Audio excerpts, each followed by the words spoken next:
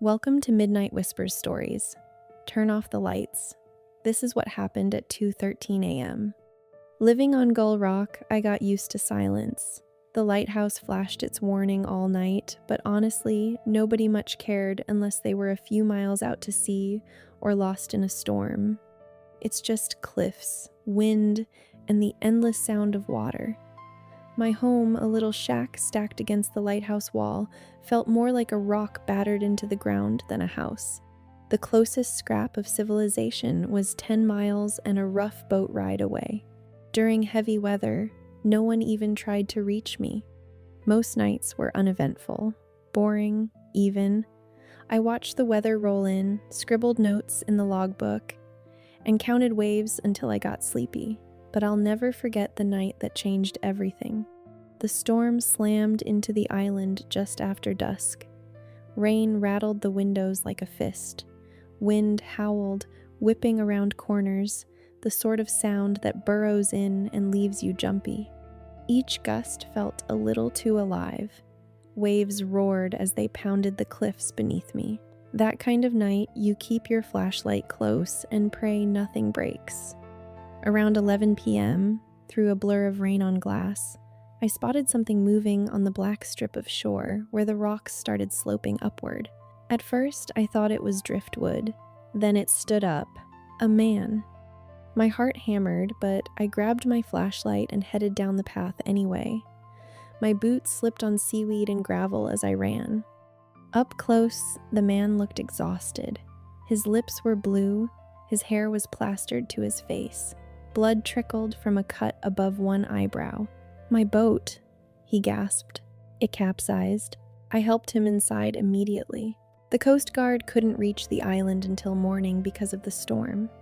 The man who introduced himself as Daniel would have to spend the night. I found him dry clothes, wrapped a blanket around his shoulders, and started a pot of coffee. At first, everything seemed normal. Then, little things started bothering me. When I asked what kind of boat he had been on, he hesitated too long before answering. When I asked where he'd launched from, he named a harbor nearly 50 miles away. That made no sense. No fisherman would willingly go that far out with weather like this approaching. I started paying closer attention. His hands didn't match his story. They were smooth. No rope burns. No old cuts. No calluses. Nothing. I tried convincing myself I was being paranoid. Too much isolation, too many nights alone. Around midnight, I checked in with the Coast Guard again. Still nothing. No missing boats, no distress calls, no shipwrecks. Daniel sat near the fireplace, but he wasn't watching the flames. He was watching me. Every time I glanced over, his eyes were already there, following me. I asked if he wanted something to eat. A strange smile crossed his face. "I already ate." The answer sent a chill through me. I couldn't explain why. Then I noticed something else. His clothes were wet, but they weren't soaked with seawater. There was no salt smell, no seaweed, no sand, only rainwater. As if he'd walked through the storm instead of crawling out of the ocean. By 2 a.m., Daniel appeared to be asleep in a chair. But something about him felt wrong. His body never fully relaxed. I quietly slipped downstairs. The Coast Guard archives contained records of every emergency call received that day. I listened through them one by one. Nothing. Not a single report matching Daniel's story. That's when I remembered the security cameras. A few years earlier, I'd installed them around the island to monitor storms and wildlife. One camera faced the shoreline. I opened the footage. At exactly 2:13 a.m., I found the recording from earlier that night. The moment it started playing, my stomach dropped. Daniel wasn't coming from the ocean. He was walking across the beach from the direction of the abandoned storage tunnels beneath the cliffs. For several seconds, he simply walked through the rain. Then he stopped. The timestamp read 2:13 a.m. Slowly, he turned his head and looked directly into the camera, not toward it, into it, as if he knew someone would eventually watch this footage. Then he smiled, A slow, deliberate smile. My pulse hammered in my ears. Then Daniel reached into his pocket. He held something up toward the camera, a photograph. The rain blurred part of it, but I could still see the image. It was me, standing at the lighthouse window. I froze. The photograph had clearly been taken from somewhere on the island. Recently, very recently, I rewound the footage, paused it, zoomed in. The timestamp printed on the corner of the photograph was from 3 nights earlier. I had never seen anyone on the island. I sat frozen. Then a worse thought hit me. Who took the picture? And from where? I grabbed a flashlight and hurried to the basement archives.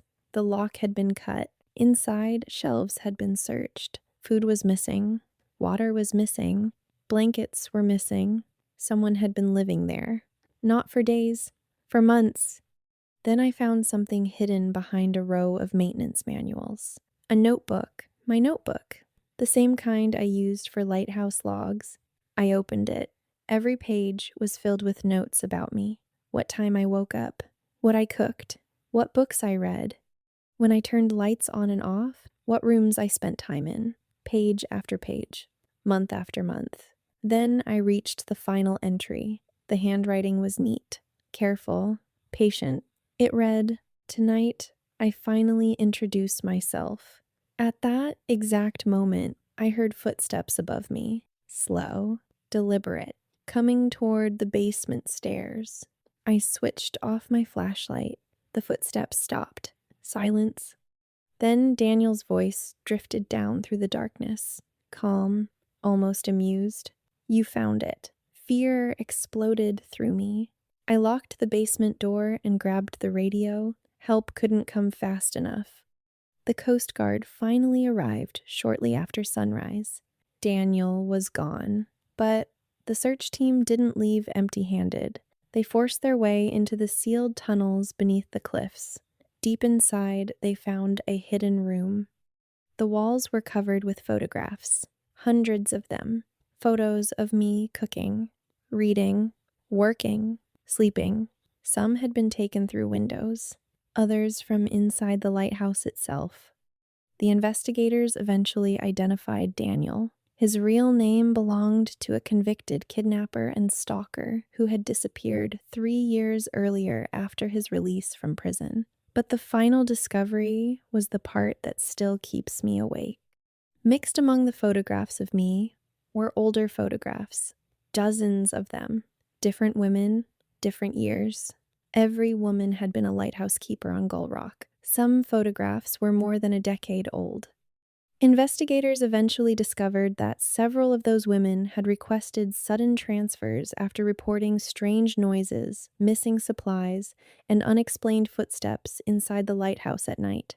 They had never known someone was living beneath them, watching, waiting, studying them. The last photograph they found was tucked inside Daniel's notebook. It showed me asleep in bed the night before the storm. Standing beside me was Daniel, looking directly into the camera, smiling. Written on the back, in neat handwriting, were 6 words I almost knocked last night. If this story kept you up tonight, you know where to find us. Midnight Whispers Stories. New story every week. Subscribe if you dare.